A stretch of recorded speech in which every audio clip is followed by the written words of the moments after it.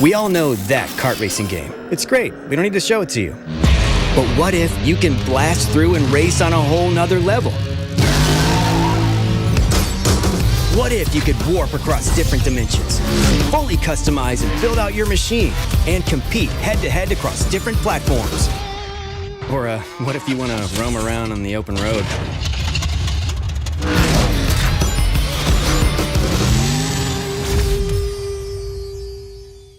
Welcome back to Retro Rebound. In today's video, I've been playing a lot of Sonic Racing Crossworlds lately. I also bought Mario Kart World at launch and played a lot of that. And the beef is real between SEGA and Nintendo. It's like the 90s again. SEGA has been going really hard against Nintendo in their Sonic Racing Crossworlds marketing campaign. This started on the Summer Games Fest stage when SEGA stepped out and said, unlike another kart racing game, we will have online cross-platform matchmaking that you can race against all your friends. Just as recently as a few days ago, SEGA dropped a very much 90s style commercial that I adored, but in that they poked at Mario Kart World's open world, saying, well, you could just roam the open world, in comparison to the drastically transforming racetracks of Sonic Racing Crossworlds. And since SEGA sparked this beef, I thought Retro Rebound should settle it. I played Mario Kart World after playing a lot of Sonic Racing Crossworlds. So let's compare the two. Sonic Racing Crossworlds on PS5 versus Mario Kart World on Switch 2. $80 versus $70.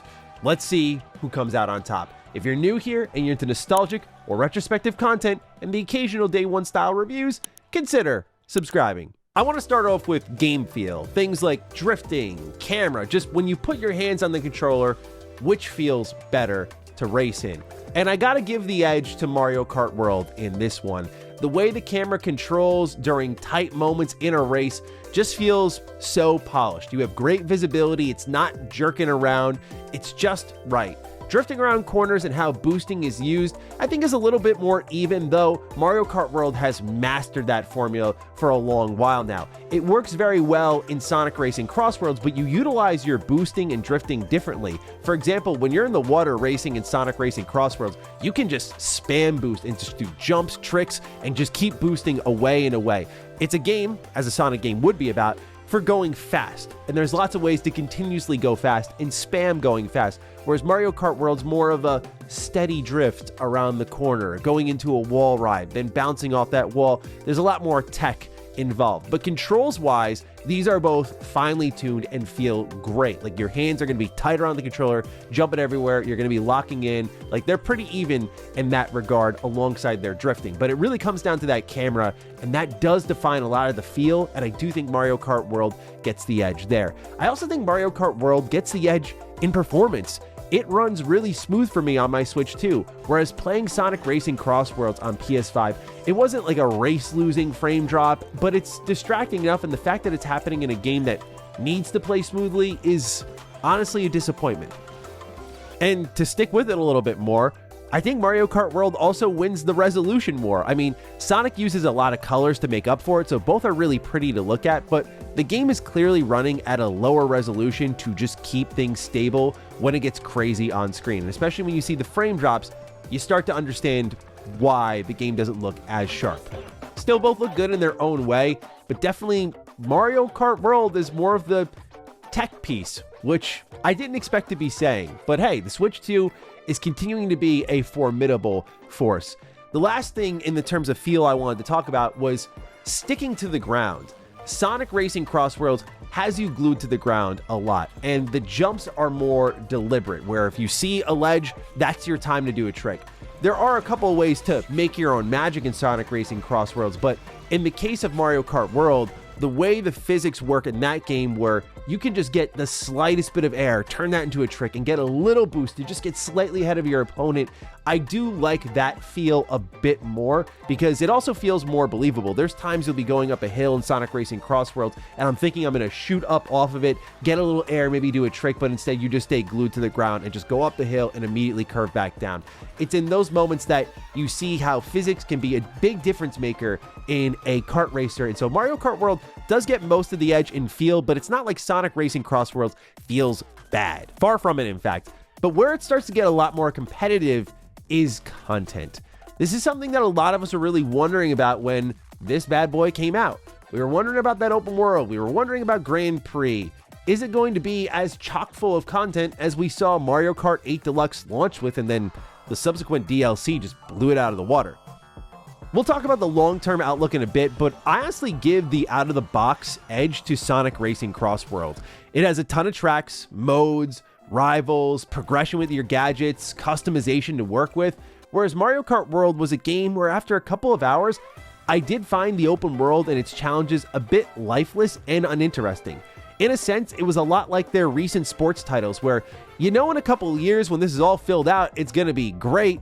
But in turn, I turned my attention pretty immediately to online play, where I do feel Mario Kart World is at its best, but that's kind of ignoring a big part of the package. We'll talk about modes in just a moment here, but I want to look at customization because to me, this is one of the driving factors, pardon the pun, for Sonic Racing Crossworlds, is the amount of unlocks that are here and how you get them. So first though, I gotta call it out. Sonic Racing's customization is littered with some of the most obscene ads of all time. Like, they'll put Death Stranding's monster cans to shame. Like, imagine some 5-year-old playing this game and slapping the Lenovo Legion Pro ad on Jet the Hawk's hoverboard. Like, what about putting Hi Chew on your race car? It's an absurd amount of brands, and it does feel like a bit of a trade-off for SEGA to get the licenses with some of the DLC they're planning to add to their game. Like, oh, we need to pay Nickelodeon to use SpongeBob and Patrick and get Bikini Bottom in our game, or Minecraft. How do we offset that? Hey, brands, you want to put your decals on our cars? Great. And in a sense, given how young the Sonic fan base is, it does feel a little predatory. Fortunately, the whole game isn't littered with it, but this part of the decals, like, you're only a page or two away from just seeing a bunch of real world ads, and lots of them, like half of them. I don't like it. However, on a mechanical level, when it comes to the parts and the customization there, I really love the customization of Sonic Racing Crossworlds. There are so many different parts that can augment different vehicle types. You have acceleration-focused vehicles, boost-focused vehicles, speed-focused vehicles, trick-focused vehicles, each having their own edges and each part having their own parameters. There's a lot of mixing and matching and trying to figure things out. On the other side of the coin, you have Mario Kart World, where you have a steady drip feed of new unlockables with all these different vehicles playing a bit differently, having their own stats as well. I do like how Sonic Racing Crossworlds is driven through a currency, whereas Mario Kart World is a bit similar, but it's just constantly getting coins, and there's a limit per match of how many coins you can grab, which kind of, I think, funnels how quickly you can unlock everything. Like, it's almost deliberately done so you don't unlock everything so quickly, especially if you're playing online. You just have like a night where you grind out 5 hours of races. You could probably go through a lot of the unlocks a lot more quickly if Nintendo didn't just cap you out with some of the races. But even though you can customize your vehicle in both games, what Sonic Racing Crossroads also offers is the ability to customize your gadget layout. So you can assign this to basically multiple loadouts and use them across multiple cars, and also assign machines to specific characters. So if you think Shadow is best on a bike, or of course Jet the Hawk best on a hoverboard, whatever it may be, these are the mixing and matching that you can do per character, which I like, because you have these preset loadouts that just not only look cool, but function best. And then on top of that, when you customize these gadgets, you can give yourself, like, hey, bonuses to your boost gauge. Like, when you boost, it's a level 1 boost, so you go a little bit faster now when you do properly boost. What about starter items? Do you want to start with a boost? What about bumping into walls? This slows you down. Can you try to get rid of losing rings when you do bump into walls, etc., etc.? This level of customization just gives players who are a little more casual a lot to mess around with, and I think for the deeper, more competitive level, a lot to really think about as you get deeper into the weeds with Sonic Racing Crossworlds. As for the modes, you have a pretty even split here. It's kind of about how much you value offline play versus online play.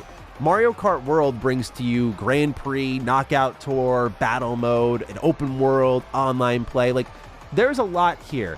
As I already critiqued the open world, I do find it to be a little bit empty, and I hope Nintendo adds more to it. Knockout Tour is the premium star mode here. It kicks a ton of butt. It's a lot of fun online, but so are the Grand Prix. It's really here you feel the mastery of Mario Kart World's tracks, which we'll talk about in a moment. However, when I play Mario Kart World offline in Grand Prix, even on 150cc, like, the game's just so easy. Like, it's just boring unless you're playing online, in my opinion. Whereas Sonic Racing, because of the rival system and how you can gradually ramp up your rival, that dude or that chick will torment you all race. They'll target you with their items. They'll be neck and neck with you at the very end. They'll edge you out. When they edge you out, they'll talk smack to you. Like, the rival system is awesome here, and it feeds all of these modes. Grand Prix is a lot like what you'd find in, say, Mario Kart. Like, you race around a circuit of tracks. But also, there's Race Park, which has a plethora of different modes, and you could kind of compare this to Nintendo's Battle Mode, where you have, for example, 3 teams of 4 racing for the highest amount of rings, and these rings will fuel a boost gauge that fuels your entire team to go faster for a set amount of time. There's a quick match option here, so you could just do a single race. There's races where you drive into your team to give them a boost. There's 6v6 matches, extreme matches loaded with items. You can add a time trial system into all of this. And on top of that, there is online play. So I just think out of the box, Sonic Racing has a ton of ways to play and fun ways to engage because of the unlock system. But the tracks are really everything in these kart racing video games, and this is where it gets a little bit interesting because admittedly I do have much more nostalgia for Sonic, so I think the tracks in Crossworlds speak to me more, resonate with me more, but on the whole, a design front, it's mostly even, but for different reasons, because I don't think they're necessarily one-to-one comparable since what they're trying to accomplish beyond the racing is very different. Mario Kart World Open World I find extremely impressive because when you do get into the various race types and just seeing how many ways this pizza pie gets sliced up, it's kind of mind-blowing. Like, the same region of the world can be used a dozen ways. Some tracks even work perfectly in reverse, and that alone can be enough to make a track feel different. Combined with the longer races stretching across an interconnected open world, and the variety is strong. It's really what makes the game tick. For all the complaints I have about the single-player component of the open world, just seeing how it functions in race environments is insane.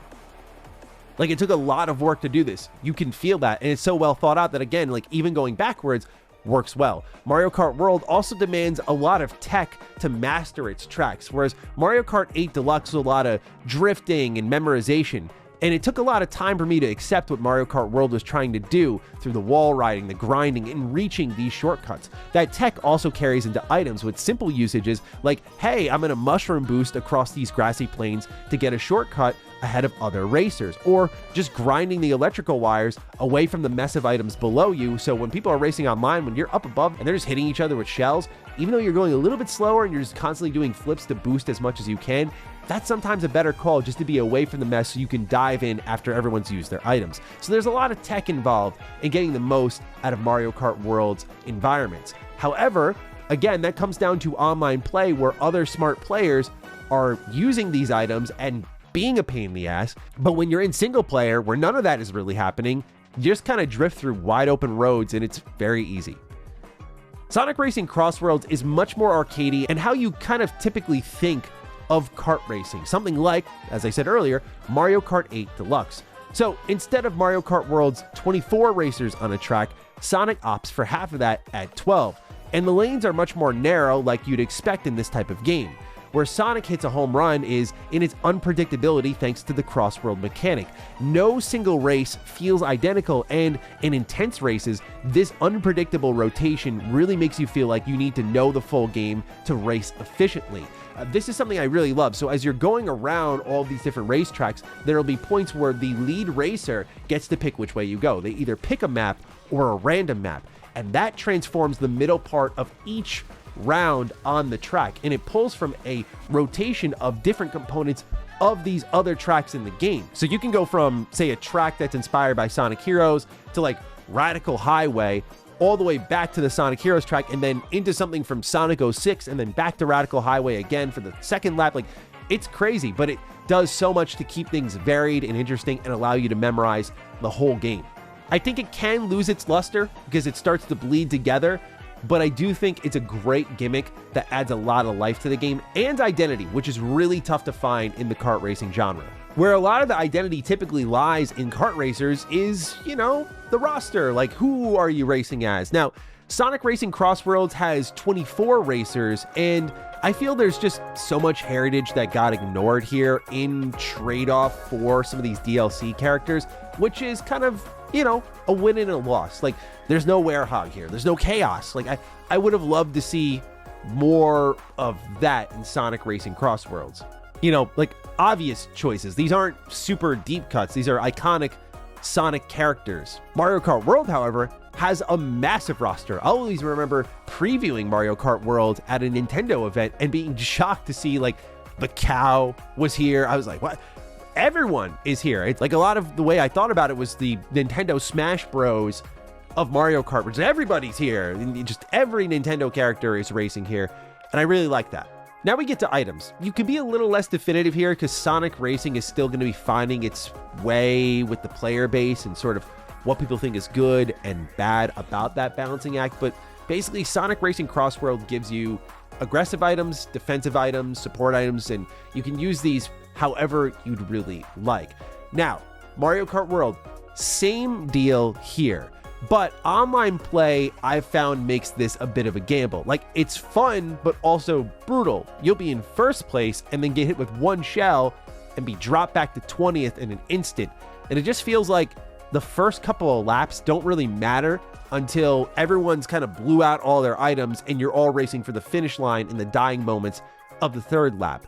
Whereas something like Sonic Racing Crossworlds, there are a lot of homing items. There's a lot of ease of use for these items to hit your enemies. I also think that's a bit problematic, but there's also a lot of defensive items, plus iframes when you do get hit. One of the best things about Sonic Racing Crossworlds is when you get hit, you keep a level of momentum. This even happens when you bump into the wall or you fall off the track. And because of that, it sets a standard of everyone's going fast, even when they mess up a little bit. Like, when you fall off the track, it's not the, here comes the mushroom cloud, floats in, holds you for a moment, drops you in. It just immediately loads you back into where you fell off. But since everyone's going fast, it's about going faster and being efficient on the racetrack, which is why the track knowledge I mentioned earlier and trying to race perfectly, like, don't hit those walls. Don't even skid for a second into those walls because someone will zoom past you. It demands perfection in a way that is very addicting.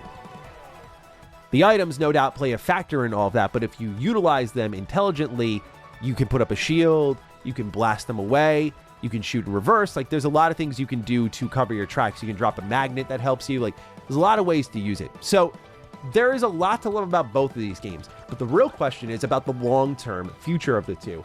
And this is also a complex discussion because both have completely different models of approaching things. Like I mentioned earlier, Sonic Racing Crossworlds is loaded with ads, and that's because no doubt they're buying the licenses for these characters. And while there's a lot of free DLC coming as soon as October, the month after the game drops, there's also a lot of paid characters.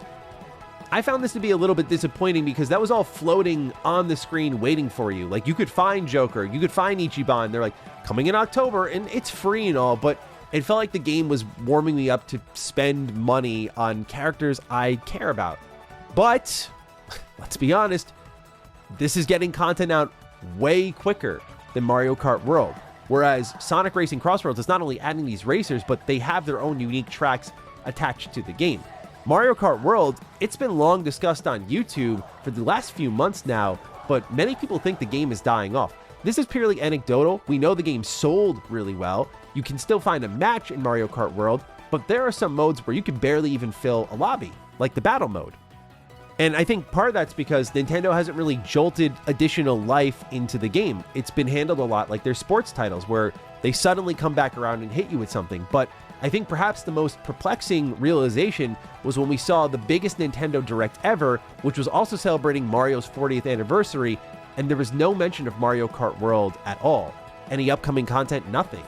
There were many who were theorizing like the first content beat for Mario Kart World's going to be bringing stuff in from Donkey Kong Bonanza. That didn't happen. As of now, there's really no DLC for Mario Kart World, where Sega looks much more prepared. But the question is the long-term future.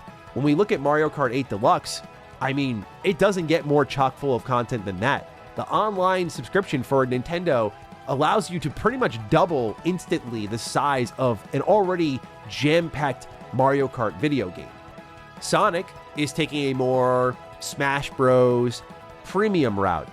And we've been here before. I think of Nickelodeon All-Star Brawl, where They have all these crazy characters. The pre-launch hype is real. The launch week hype is real. And people get bored, and the new toy is not as exciting anymore, and they move on really quickly. I do think Mario Kart World has a stronger chance because of the way Nintendo hands out DLC, where they have a very cheap subscription service that just automatically feeds you these updates. If Nintendo doesn't go the premium route with Mario Kart World and does it how they did it with Mario Kart 8 Deluxe, then I do think the long-term future for Mario Kart World plays out well. But in the short term, Sonic Racing looks teed up to be really great. And if the player count is strong, I think with the Sega IP that they own, like you could put Ryo Hazuki in the game, give him his forklift like they did in Sonic Racing All-Stars. Like, there's a lot of cool things that they can add into this game beyond the crossover campaigns. So to my surprise, it's not just smack talk. I do think Sega backed it up a lot. Sonic Racing Crossworlds is a ton of fun. I think a lot of people will really, really like it. But on the outlook, the long term, it's really anybody's guess at this moment in time. So ladies and gentlemen, I leave that with you. Which racing game are you picking up? Fire away down below. Other than that, I'll catch all of you in the next Retro Rebound. Peace out.